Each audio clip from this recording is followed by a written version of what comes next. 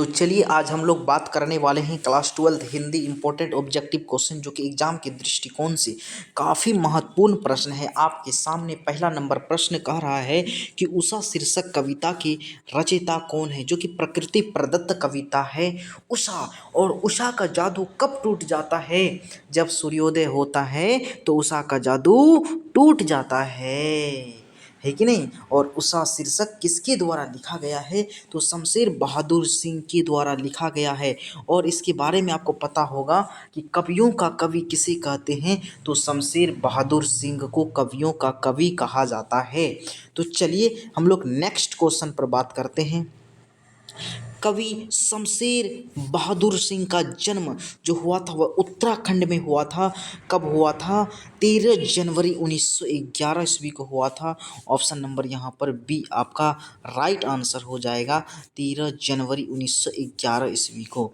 Next question की ओर हम लोग बात करते हैं। अगला प्रश्न कह रहा है कि प्रगीत और समाज निबंध किस निबंध संग्रह से लिया गया है? तो दूसरी परंपरा की खोज से। Option number A right answer है। प्रगीत और समाज क्या है? तो निबंध है। इसके रचनाकार कौन है? तो नामवर सिंह है।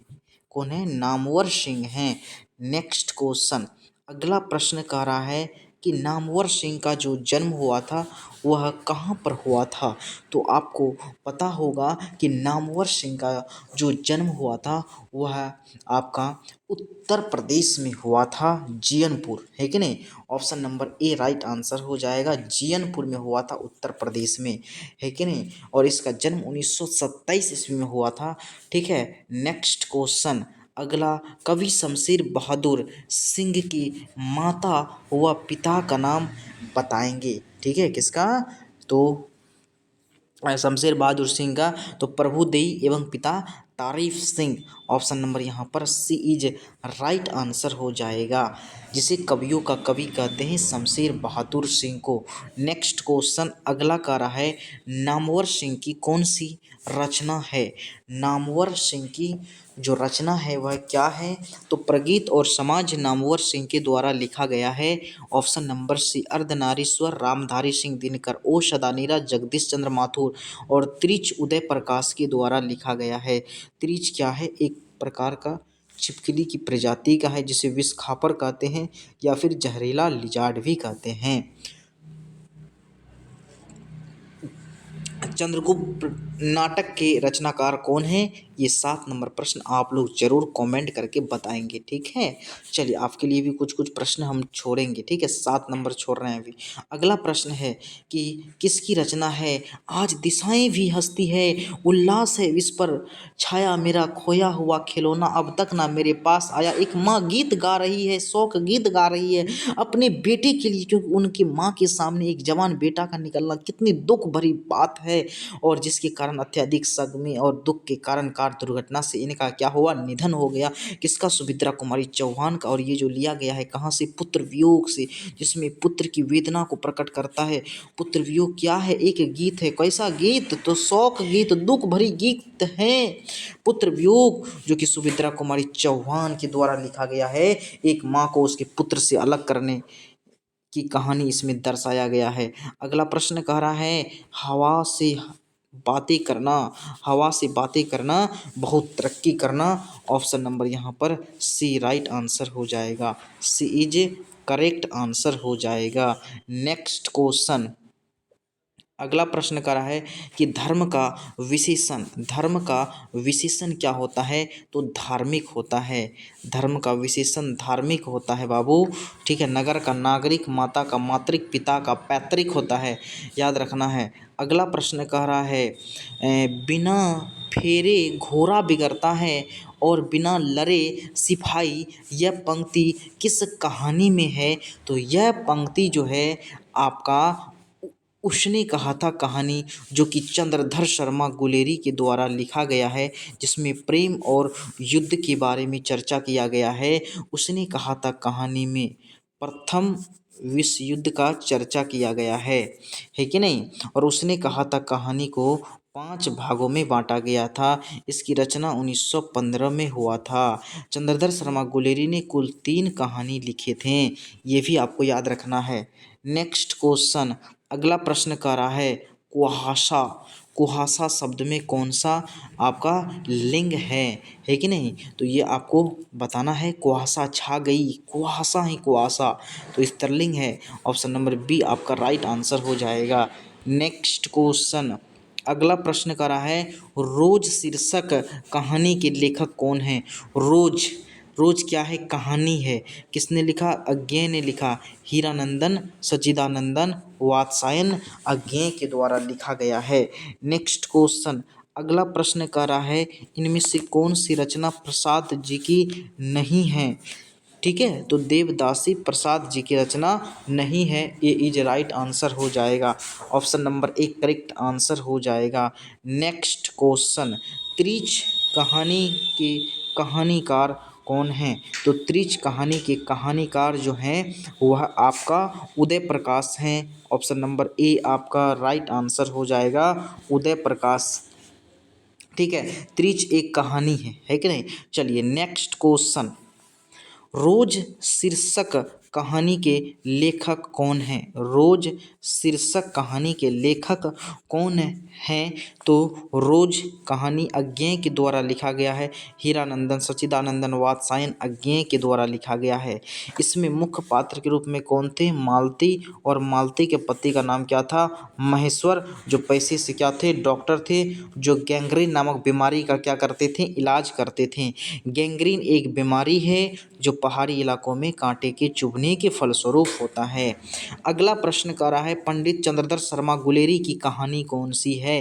तो पंडित चंद्रधर शर्मा गुलेरी की जो कहानी है वह है उसने कहा था कहानी।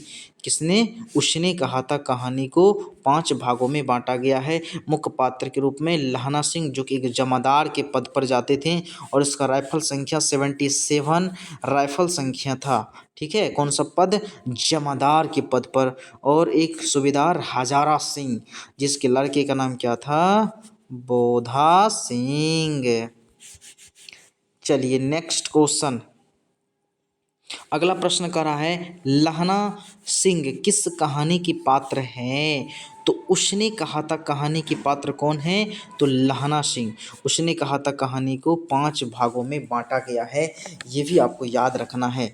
चलिए नेक्स्ट क्वेश्चन, अगला प्रश्न कह रहा है एक लेख एक पत्र के लेखक कौन हैं? एक लेख एक पत्र जो कि भगत सिंह के द्वारा लिखा गया है वह क्या है? निबंध है। और भगत सिंह का जन्म 1907 में हुआ था, और इसे फांसी, ठीक है, शहादत कब हुआ था? 23 मार्च 1931 ईस्वी में इसे फांसी दे दिया गया। ठीक है, भगत सिंह के द्वारा लिखा गया एक लेख एक पत्र, किसके द्वारा? भगत सिंह। नेक्स्ट क्वेश्चन, अगला प्रश्न कह रहा है जयसी किस शाखा के कवि हैं? तो प्रेम मार्गी शाखा के कवि हैं। ऑप्शन नंबर ए आपका राइट आंसर हो जाएगा, प्रेम मार्गी। ए इज करेक्ट आंसर होगा। नेक्स्ट क्वेश्चन, प्रेमचंद्र किस काल के रचनाकार हैं? तो प्रेमचंद्र आदि काल के रचना हैं। ये इज राइट आंसर हो जाएगा, आदि काल। प्रेमचंद्र किस काल के थे? आदि काल के थे। नेक्स्ट क्वेश्चन, गगनचुंबी, गगनचुंबी में कौन सा समास है? तो समास के 6 भेद होते हैं, याद रखिएगा। गगनचुंबी में तत्पुरुष समास है। ऑप्शन नंबर बी आपका राइट आंसर हो जाएगा, तत्पुरुष समास। बी इज करेक्ट आंसर होगा। नेक्स्ट क्वेश्चन, राजा रानी में कौन सा समास है? तो राजा रानी में जो समास है आपका द्वंद्व समास, जिसका दोनों पद प्रधान हो उसे द्वंद्व समास कहते हैं, है कि नहीं? चलिए नेक्स्ट क्वेश्चन, अगला प्रश्न, महोत्सव का संधि विच्छेद करें। तो संधि के 3 भेद होते हैं। महोत्सव, महा प्लस उत्सव, महा प्लस उत्सव, है कि नहीं? तो ऑप्शन नंबर यहाँ पर बी राइट आंसर हो जाएगा, महोत्सव महा प्लस उत्सव। नेक्स्ट क्वेश्चन, अगला क्वेश्चन, संतोष शब्द का संधि विच्छेद करें तो सम प्लस तोष हो जाएगा। सम प्लस तोष, तोष से पहले सम है, सम में क्या लगा हुआ बाबू, हलंत लगा हुआ है ना, इसीलिए इसमें कौन सा संधि है, तो व्यंजन संधि है। कौन सा संधि, व्यंजन संधि। ऑप्शन नंबर बी आपका राइट आंसर हो जाएगा। नेक्स्ट क्वेश्चन, अगला प्रश्न करा है, रात का विलोम शब्द क्या होता है, तो रात का विलोम हो जाएगा दीन। रात का क्या होगा, दीन। ऑप्शन नंबर बी आपका राइट आंसर हो जाएगा। रात का क्या होगा, दीन हो जाएगा। नेक्स्ट क्वेश्चन, लोक का विशेषण, लोक का विशेषण क्या होगा, लौकिक। Option number C right answer हो जाएगा, लोक का लौकिक। ठीक है, चलिए, दिन का दैनिक। साहित्य लहरी, साहित्य लहरी, सौ से साहित्य, सौ से सूरदास। साहित्य लहरी किसकी रचना है, सूरदास की रचना है। सूर सागर, साहित्य लहरी, ये सब सूरदास की रचना है। ठीक है, चलिए नेक्स्ट क्वेश्चन, अगला प्रश्न करा है, प्रगीत और समाज किसकी रचना है, तो नामवर सिंह की रचना है। Option number B right answer हो जाएगा, नामवर सिंह। प्रगीत और समाज किसकी रचना है, तो नामवर सिंह की रचना है। नेक्स्ट क्वेश्चन, अगला प्रश्न कर रहा है, चक्रपाणी, चक्रपाणी में कौन सा समास है, तो चक्रपाणी जिसके हाथ में चक्र हो, अर्थात माँ सरस्वती, वीणा, वाणी है, सॉरी चक्रपाणी जिसके हाथ में चक्र हो, भगवान विष्णु। ठीक है, तो बहुव्रीहि समास ही होगा इसमें। ऑप्शन नंबर ए, जिसके हाथ में वीणा हो, उसे वीणा पानी कहते हैं ना, तो उसमें भी आपका बहुव्रीहि समास ही होगा। नेक्स्ट क्वेश्चन, प्राधि, प्राधि में कौन सा उपसर्ग है, प्राधि। ठीक है, प्राधि। ठीक है, तो इनमें से कोई नहीं होगा बाबू, ऑप्शन नंबर यहाँ पर डी राइट आंसर हो जाएगा। प्रा तो होगा नहीं। चलिए, प्र बोलने से हो सकता है। अगला प्रश्न कह रहा है, सिपाही की माँ निम्नलिखित में कौन है, सिपाही की माँ निम्नांकित में कौन है, तो सिपाही कि माँ निम्नांकित में से कौन है, तो इसमें क्या है आपका, मुन्नी है। मुन्नी भी है, विष्णी भी है कि नहीं। मुख्य पात्र के रूप में अगर पूछे जाएगा तो मुख्य पात्र के रूप में कौन, विष्णी। चलिए नेक्स्ट क्वेश्चन, त्रिच के रचनाकार कौन है, त्रिच एक कहानी है जिसके रचनाकार उदय प्रकाश हैं। त्रिच किसके द्वारा लिखा गया है, उदय प्रकाश, जिसका जन्म 1952 ईस्वी में हुआ था, याद रखना है। त्रिच क्या है, तो एक कहानी है। नेक्स्ट क्वेश्चन, अगला प्रश्न कर रहा है, शिक्षा पाठ के रचयिता कौन हैं, तो शिक्षा जे कृष्ण मूर्ति हैं। ऑप्शन नंबर डी आपका राइट आंसर हो जाएगा, जे कृष्ण मूर्ति, जो कि समभाषण है। क्या है, समभाषण है, याद रखेंगे। चलिए नेक्स्ट क्वेश्चन, अगला प्रश्न कर रहा है, जे कृष्ण मूर्ति की शिक्षा कृति क्या है, तो समभाषण है। Option number A. ठीक है, चलिए नेक्स्ट क्वेश्चन, अगला, ध्रुव स्वामिनी, ध्रुव स्वामिनी किसके द्वारा लिखा गया है, तो जयशंकर प्रसाद के द्वारा। ऑप्शन नंबर यहाँ पर बी आपका राइट आंसर हो जाएगा। नेक्स्ट क्वेश्चन, इंदु का प्रकाशन, इंदु का प्रकाशन कब हुआ था। ठीक है, तो ये क्वेश्चन आप खुद कमेंट करेंगे 37 नंबर प्रश्न का। ठीक है, कुछ कुछ क्वेश्चन आप लोगों को पर भी छोड़ रहे हैं। अगला प्रश्न कर रहा है, उसने कहा था निम्न में से कौन सी विधा है, तो उसने कहा था कहानी है, किसके द्वारा लिखा गया है, तो चंद्रधर शर्मा गुलेरी के द्वारा लिखा गया है। चंद्रधर शर्मा गुलेरी के द्वारा लिखा गया है, याद रखना है। उसने कहा था क्या है, तो कहानी है।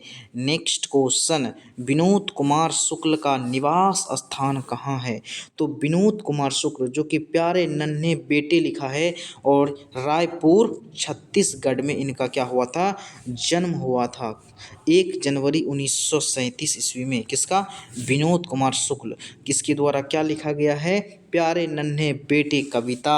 नेक्स्ट क्वेश्चन, हिंदी की पहली श्रेष्ठ कहानी कौन सी थी, तो उसने कहा था कहानी, जो कि चंद्रधर शर्मा गुलेरी के द्वारा लिखा गया है। सबसे फेमस कहानी उसने कहा था कहानी, मुख्य पात्र के रूप में लहना सिंह, इसकी रचना 1915 में। मील की पत्थर साबित होने वाली कहानी उसने कहा था ही कहानी है बाबू। अगला प्रश्न, बातचीत से मन किस प्रकार का होता है? तो हल्का और स्वच्छ होता है। ऑप्शन नंबर बी आपका राइट आंसर हो जाएगा।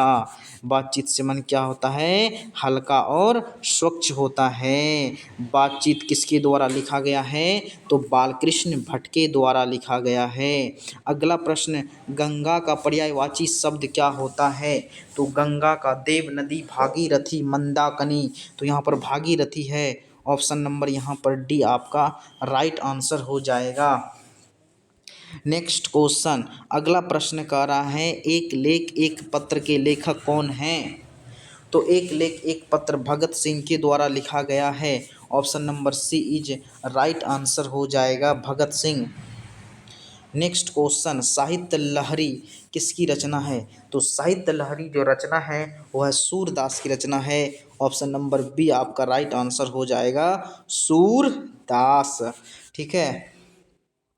नेक्स्ट क्वेश्चन, जूठन क्या है? तो जूठन दलित आत्मकथा है, जो कि ओम प्रकाश वाल्मीकि के द्वारा लिखा गया है। और ओम प्रकाश वाल्मीकि को उसके पिताजी प्रेम से क्या कहते थे? मुंशी जी कहते थे। नेक्स्ट क्वेश्चन, अगला, कृष्ण का विलोम क्या होता है? शुक्ल। Option number C right answer हो जाएगा, कृष्ण का शुक्ल हो जाएगा। नेक्स्ट क्वेश्चन, स्थावर का जो विलोम है वह क्या होगा बाबू? तो स्थावर का विलोम जंगम हो जाएगा। Option number B right answer हो जाएगा, जंगम। नेक्स्ट क्वेश्चन, नर का विपरीतार्थक शब्द क्या होगा? नर का नारी। Option number D is right answer हो जाएगा, नर का नारी। नेक्स्ट क्वेश्चन, मलिक मोहम्मद जैसी किस शाखा के कवि हैं? तो प्रेम मार्गी शाखा के कवि हैं। Option number A right answer हो जाएगा, प्रेम मार्गी। चलिए नेक्स्ट क्वेश्चन, अगला प्रश्न कह रहा है, दूध का पर्यायवाची शब्द क्या होगा? दूध का पर्यायवाची शब्द क्षीर हो जाएगा। ऑप्शन नंबर बी आपका राइट आंसर हो जाएगा। चलिए नेक्स्ट क्वेश्चन, अगला कह रहा है, कच्चा चिट्ठा खोलना। कच्चा चिट्ठा खोलना मुहावरे का अर्थ क्या होता है? तो भंडाफोड़ करना। ऑप्शन नंबर यहाँ पर आपका बी राइट आंसर हो जाएगा, भंडाफोड़ करना। नेक्स्ट क्वेश्चन, अगला प्रश्न आपके सामने आंसर आ चुका है कि नहीं? अगर जिनको पीडीएफ नोट्स लेना है तो जल्दी से आप इस नंबर को क्या करें बाबू, नोट कर लें। अपना नाम और जिला का नाम लिख के हमें मैसेज करें, फ्री में पीडीएफ दिया जाएगा। आप तमाम विद्वान साथी जल्दी से नोट कर लें बाबू, सभी लोग।